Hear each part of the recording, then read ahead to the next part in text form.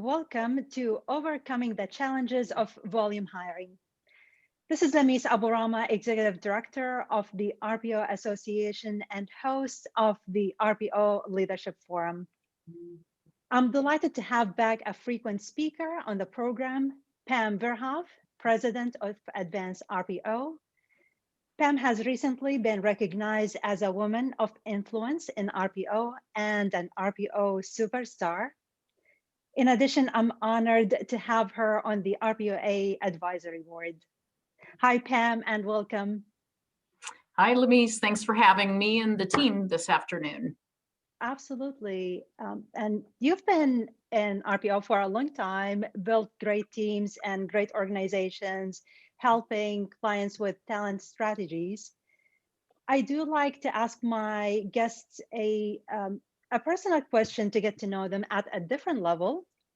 And my question to you is, growing up, what did Pam Verhoef want to be?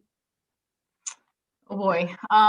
So growing up, I actually originally wanted to be a doctor, wanted to focus on orthopedics. And as I moved into high school and thought about college and the number of years and such that may take, I shifted gears and went into healthcare administration. So ultimately, as I entered college, I wanted to be a hospital administrator. So fun fact, then I did actually my internship. I did an internship my very last semester as a senior. And I thought, holy cow, this isn't anything that I thought it would be, that experience. And so cue a recruiting career. Fantastic. And there you have it, something you didn't know about Pam before. Well, fantastic. So we'll turn it over to you and get started then. All right. Thank you, Lamis. So the highlight of today's presentation is my team. Kevin Armstrong has been with Advanced RPO for 10 years. Ooh, that's not supposed to happen. Sorry about that. He serves as our program director and is accountable for all of our high volume client relationships. Kevin's been with Advanced RPO for 10 years. Jenna Henrichsen has been in the recruitment industry for about 20 years and has been with Advanced RPO for 4 of those. Jenna leads and manages our talent strategy and candidate attraction team, as well as managing all the external sourcing partnerships that we have. Both Kevin and Jenna proclaim to be serial problem solvers, so they have a lot of experience to share, and excited about today's discussion on high volume hiring. So we've got about 25 minutes today to cover quite a few topics. What we'll overview is our current hiring environment, which right now is quite volatile. We'll then talk about the very real challenges that we're seeing in this high volume recruitment space. And from there, we're going to talk about what it really takes to win in this market. And when I talk about winning, it is very much that. As you'll hear both Jenna and Kevin talk today, the market, the candidate market is very competitive. So it's about capturing talent when you can. So the current environment, so the market is really rebounding quite fast and furious. And what we have found is clients have a need to respond very quickly to increased hiring needs. While they do that, there's really a new emphasis today versus a year ago, which is an emphasis on employee safety. So as we think about bringing new employees, whether it's into an office or into a warehouse, that looks quite a bit different today, and our focus is different than it was a year ago. The market is very different. We have to focus on technology-enabled processes as individuals aren't moving around and aren't able to get out and about as we had previously. And the competition for candidates is quite fierce. The market is changing every day, and with that, the candidates have different expectations. We're going to start with, I'm going to turn it over to Kevin, and he will overview what we've described here as today's conundrum. So Kevin. Hey, thanks, Pam, for the intro. Thanks everyone for joining today. Yeah, the conundrum we're facing today is really unlike anything I've seen in my career, and I would venture to say anyone in this call has seen in their careers. In that we're not only competing against our traditional competition for high volume of talent, we are competing against the federal government and their stimulus packages. So I think from the the high level here, what we're looking at when you break it all down is that an employee, an example of an employee in the normal job market would be making about $15 an hour. If that person was married with 2 kids, that family is bringing home unemployment about $360 a week. There's an additional federal $300 on top of that. The stimulus package, if you were to break that down into weeks, you're looking at another $267 per week from that. The tax break, so the tax code has changed. Therefore, they're looking at significantly less of their income going to taxes and tax returns. So generally, they've gotten about 6 weeks of net pay out of their tax returns in this time frame, April, May time frame. At the end of the day, they're making $34, $35 an hour to stay at home, and that's obviously not something that most companies can compete with. Not everyone wants to just stay at home. But we're really looking at a really tough market where driving the volume of candidates that a lot of companies need today is as challenging as we've ever seen it. Yeah, and I think on top of that, Kevin, you also think about the families who have young children at home that are still not back in school, and they have to help with those challenges as well. So it's certainly complex and a marketplace that really requires that we operate using a new playbook. Absolutely. So Kevin, what makes it so complex? Well, big picture, high volume hiring itself is really complex because it always operates as one large funnel, one large machine when you're trying to fill these jobs. And so any small tweak in any stage of that process has ripple effects throughout the entire funnel. You add a stage here, you add an assessment here, you change this process up over here, you're going to see entire changes throughout your entire process that were probably hard to predict at the beginning. In this time, I think it's best to think about this all as a race. We have to assume that every candidate is applying to 5 or 10 jobs simultaneously when they apply to yours. Technologies like Indeed, ZipRecruiter make easy apply a multi-second process where in a 5-minute sitting, an applicant can apply to many jobs. And so you have to kind of envision it as you are in a race for that applicant. And if you overcomplicate your process, all the good applicants are going to go somewhere else, and you're going to be left with what's left. So you have to envision you have to see the whole field, you have to envision the whole process from the applicant stage all the way through the onboarding piece, and make it as fast as you possibly can. Kevin, you mentioned technology and how candidates applying to so many jobs with 1 or 2 clicks or touches of a phone, if you will. Does that inflate your funnel? And do you have to, how do you consider that as you're managing your funnel? That maintains pretty consistently throughout the last few years. That's been the way. Definitely going to require more applicants than it did 5 years ago. And high volume recruiting, I think we like to say is oftentimes the change in the last 10 years is that it used to just be processing candidates. You post on 1 or 2 job boards and you get more candidates than you ever needed. And then it's all about processing those people, selecting the best ones.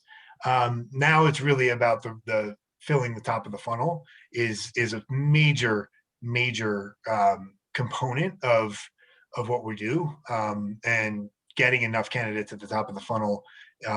It seems like there's never quite enough candidates to fill the top of the funnel. We're always battling that battle uphill. And the key is to do that without compromising the process, right? So being able to still hit those critical pieces when organizations are hiring, not necessarily removing those, but really looking at what makes the most sense to get those candidates through as quickly as possible. Absolutely. Yeah, good point. How has candidate behavior changed in the past, I don't know, 3 to 6 months? Well, the most obvious change has been the drastic increase in what we call ghosting or no-show rates at every stage. Candidates become non-responsive at certain stages. They don't return offer letters. They no-show on phone screens. They even no-show on their start dates. And what we've been battling is really a mind shift around what that means. With us and our clients, initially when we started to see this trend start to peak up a couple of years back, to what is kind of a really mind-blowing amount of no showing throughout the process. It was easy for us to blame it on the applicant and say, oh, that person, it's fine. That person just didn't want to work. We'll find somebody else anyway. Or, that there's just not the desire anymore for this type of job or whatever. I think it's really been healthy for us to go through that because it's really not any of those things. It's the fact that you lost the race. Most of the time, as we've done deep dives into this, you did not move fast enough, and that candidate found a job with a better employee value proposition elsewhere in a quicker time frame, maybe making more money, and just took that job and never let you know. And so I think if you, instead of looking at ghosting rates as a candidate problem, you need to look at it as a process problem on your side, and you got to put steps in place to address it. Similar to real estate, following the market. If your house isn't selling, is it because people can't? Is it overpriced? What you have to look at it. I think the market the same way that you look at candidates. Mm-hmm. What would you say is the average time frame for an? I'm talking, I would say entry level hourly positions. Generally, how quickly are candidates starting work? Let's say I apply for a job today. What is the candidate expectation in terms of how soon they would like to be working? The candidate expectation is tomorrow. Mm-hmm. Right? When these candidates are motivated to work, they want to start as soon as possible.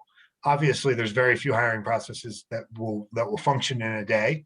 But you can get it down to a week, including background checks and drug screens if you are taking the necessary steps.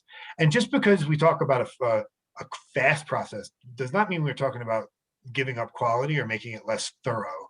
You can build a really thorough process that touches on all the same things that you normally would have touched on in a hiring process, just doing it in very rapid succession. And weeding out any aspects of the process that weren't actually contributing to having quality hires, you can get down to a week, and that's really where I think the goal should be for most companies. And even just flip-flopping steps, Kevin. Sometimes it's not even moving them more rapidly; it's changing, the stage in the process that they happen. Makes a big difference. Yeah. Do you think clients and hiring managers really understand these complexities? And if so, how have you adjusted to this? How have they, I guess, adjusted to this new reality? Our clients know about it because we've been screaming it from the mountaintops for a while now. It's really hard. Hiring did not change for a lot of years. For a very long period of time, a hiring process from one company to another, back to paper resumes and fax machines, looked very similar for decades.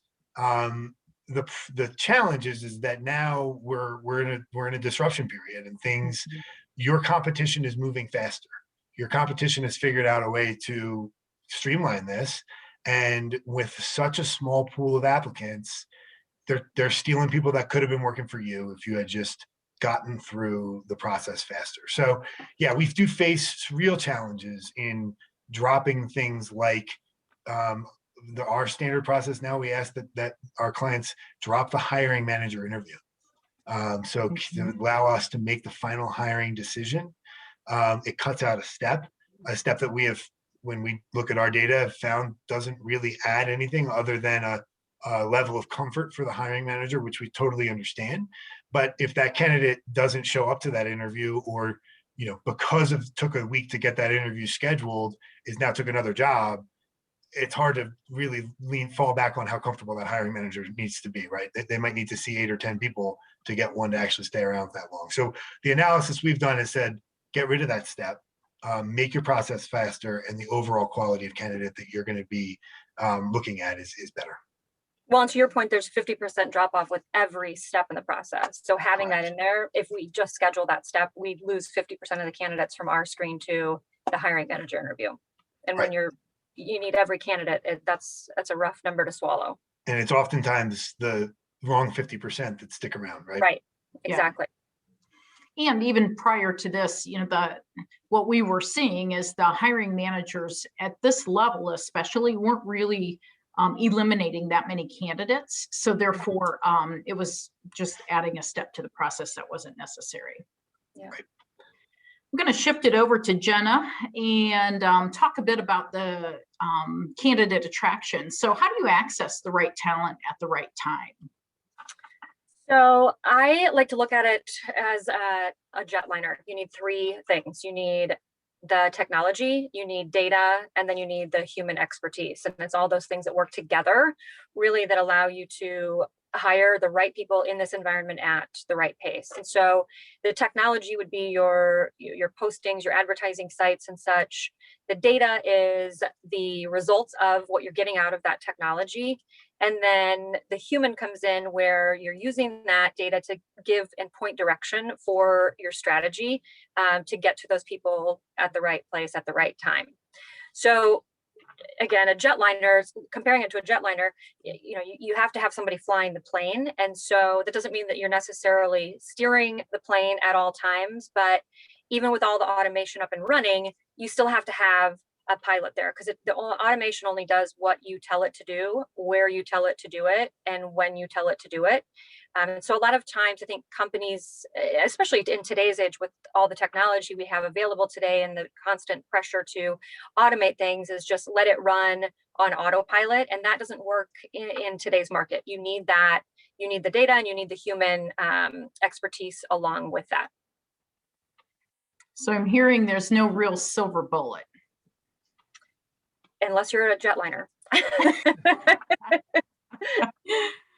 Oh goodness. How much variance are you seeing? How much variance are you seeing across markets? A lot, actually. So it can be different, drastically different, even within the same state, different areas in terms of the talent demographic. So really you have to understand in each market that you're in, the demand for that location, the supply that's in that location, the cost of living in that location, and then really the geographical landscape in terms of commuting, reverse commutes, bridge commutes. All that stuff makes a difference in where you're getting talent from, where talent's willing to commute to. And so it is a true combination of trial and error in each market, right? Whatever you do in one market, you can try some of those things in another market. That's not necessarily what's going to be successful. So in each new market you go into, you have to be willing to try some things, take some risks, and figure out what's really going to stick, and then move on to the next market. Mm-hmm. So what I'm hearing from you, it goes beyond just market data around supply and demand of talent. You're going much deeper with your customers and consulting them on traffic patterns and commutability. Yes. And such. Is that what I'm hearing? Yes, exactly. Mm-hmm. Interesting. So what surprised you the most in Q1? What's been the biggest surprise? Well, cost per applicant is always something that we're aware of and we're looking at it. It's always a fluid number. It's always changing. It typically changes quarterly, depending on the season. When you're looking at high volume or hourly positions, typically, if it's seasonal work and such, summers, everything's different in each season, really. But we're used to that. We can kind of predict that. Also, world events. When world events happen, you know what's happening and you're preparing for that. This, even with the pandemic last year, we had some predictability on it.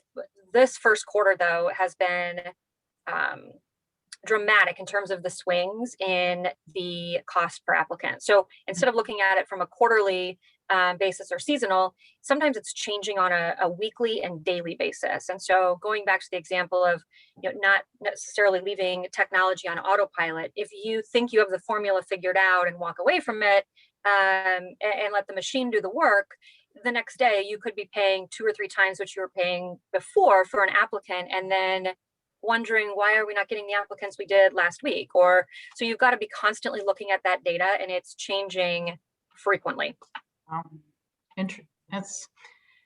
It's a new world, isn't it? Yes. It is. Kevin, Jenna talked about the need for technology from a candidate attraction perspective. How does technology play a role in the ongoing execution of a successful program? Yeah, I mean, I think technology plays a critical role to any of this, but there is a cautionary tale of not leveraging it too much, right? So we've run up against a lot of organizations out there that have attempted to fully automate high volume recruiting processes. That goes down to one-way video interviews where you have, $15 an hour employees trying to film themselves responding to a video of a question being asked. And it's just a deal breaker for them. We just get very few people through that. And it's just not the right place to leverage that sort of technology. So our strategy and what has worked for us has always been, we've never automated anything that is the candidate contact, holding that candidate's hand through the process, speaking with that candidate. We don't automate any of that.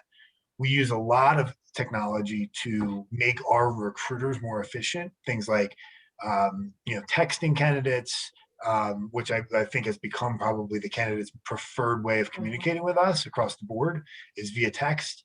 The automated scheduling, send the candidate a link to pick a time that works best for them to speak with you. Those types of tools, along with a robust applicant tracking systems and all those types of things, are really useful to bolster the productivity and the number of candidates you can engage with at a given time. But we do caution against ever going as far as automating the contact with the candidate, because it doesn't pay the dividends that you would like to see. Yeah, I saw a statistic recently that I think for the first time ever, like over 70% of candidates applied using mobile technology. So, ensuring all the technologies that you are using to optimize the process are mobile enabled. Absolutely. Yep. Again, it's about the candidate's expectations, not the client's, right? Yeah. We would love to automate all of this to make it as cheap as possible for us, but it just doesn't work that way. We're in a foot race for these candidates, and if your competition has a person reaching out and holding that candidate's hand through the process, you're sending them a link to record themselves doing a one-way video interview. 90% of the time, that candidate's just going to close that link and go with the person who's going to hold their hand through the process. Yeah. The key is they have lots of options right now. Yeah. Way too many. Yep. So true. So they don't have to settle, and they don't have to do extra work, because somebody will let them through a process without having to do those things.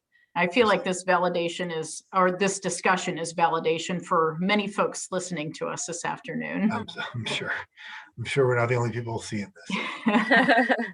So as I said earlier in the webinar, the playbook has to change. So what we've talked about is how we've evolved, and it starts with truly understanding each market in which you're recruiting. And then from there, you have to develop and execute a comprehensive recruitment strategy that identifies the right candidates at the right time. It's critical that we optimize the process using technology, as Kevin just said, rather than, certainly, we don't think about replacing the entire process with technology. And then we must have real-time access to the candidate funnel so that we can make adjustments along the way. And as you heard from both Jenna and Kevin, this is a market that's changing by the hour, and therefore we're looking at the data and making decisions in some cases by the hour. So With that, we are going to, that kind of wraps up our formal discussion, if you will. And I did see a couple of questions come in as we were talking. So I'm going to go to my control panel here. First one is, can you clarify the conundrum slide? Is that data specific to Illinois? So Kevin, the data you spoke to with regard to unemployment and such? Yeah, no, we used a generalized average number for those. Obviously, state by state, there's different unemployment, metrics that they leverage and timeframes. So that's just kind of a generalized across the board, not specific to any one state. Okay, great. When do you see this period of complexity ending? Is it 5 months when the financial support runs out? I guess Jenna or Kevin, either. You want to take that, Jenna? Or? It could. It's hard. It's anyone's guess, right? We don't know exactly what's going to happen when it's going to happen. What I think the focus more should be on is being flexible and being fluid within what is happening. When people go back to work, there could be a period of time where the market flip-flops the total opposite direction, where now there's an overflow of candidates available, and then we'll be switching, our process to accommodate that. I don't necessarily see that happening because each state has different unemployment factors that they're looking at, and so you may see certain states picking up more quickly and changing and evolving more quickly in that regard. But it's really anyone's guess. Kevin, anything you? Yeah, the only thing I would add is, to Jenna's point, we have to be prepared for everything. We have Mm-hmm. no crystal ball. Nobody's been through this before, and so no one really can predict what's going to happen. It does look like it's going to run through September, based on the federal stimulus package, and obviously there has been talk about even more than that.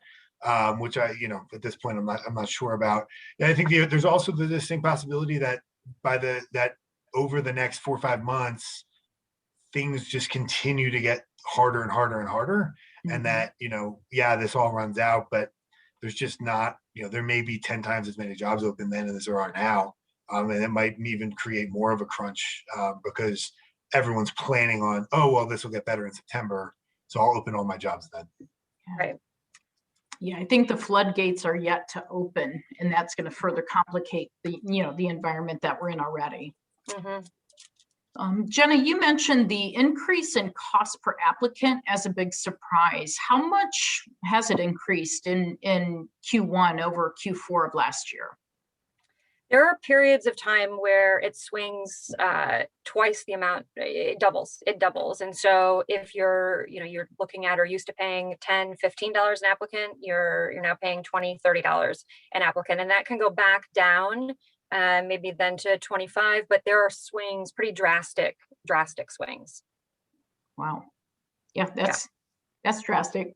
Yeah. And that can happen weekly. I mean, we've seen that happen. Kevin, we've been seeing that week to week, some pretty big swings in April, even in April. Yeah. So, I mean, this is moving into the second quarter even. Yeah.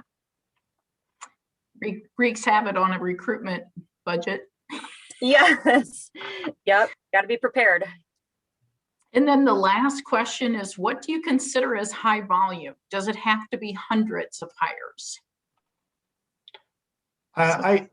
I can take that. Yeah, no, I don't think it does. I mean, high volume is kind of whatever high volume is to you. Right. It can be exempt or non-exempt. If it's trying to identify, multiple people of pretty much of a similar profile, that would be more than your TA team traditionally does. If you're used to hiring 5 and 6 people a month, and now you need to hire 20, well, that's high volume, right? I mean, you can use a lot of these principles to make that efficient, or if you need to hire 300 and 400 hires a week, that's obviously high volume, but you would use a lot of the same concepts in both of those programs. Yeah, I agree. I think, when I think of high volume hiring, it's anything beyond what's normal for your organization. Mm-hmm. So, and anything that's really ongoing, that you've got to have a revolving door of talent that tends to, even if it's not a large number every month that you need to make those hires, if it's ongoing, your pipelines tend to dry out. So